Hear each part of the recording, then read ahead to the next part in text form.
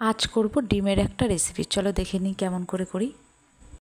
ডিমগুলো সেদ্ধ করে আমি এরকম করে পিস পিস করে কেটে নিয়েছি, আর পিস পিস করে কেটে নুন হলুদ মাখিয়ে রেখেছি। তেলে হালকা করে ভেজে নেব, এমনভাবে ভাজবো যেন কুসুমগুলো বেরিয়ে না যায়।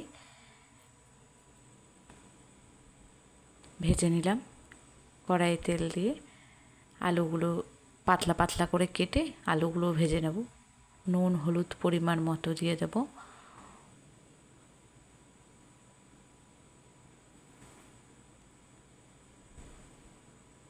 বাড়িতে খুব অল্প পরিমাণে ডিম থাকলে এই রেসিপিটা করবে, ভীষণ ভালো লাগবে। আদা বাটা দেব, রসুন বাটা দেব, কাঁচা লঙ্কা আর জিরে বাটা দেব, দিয়ে ভালো করে কষিয়ে নেব।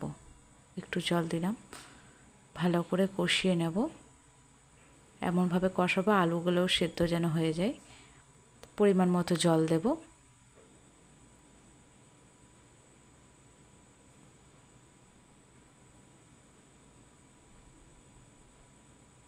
পরিমাণ মতো জল দিয়ে ডিমগুলো ছেড়ে দেবো। ডিমগুলো দেওয়ার পর খুব বেশিক্ষণ ফোটাবো না, গরম মশলা গুঁড়ো ছিটিয়ে দেব।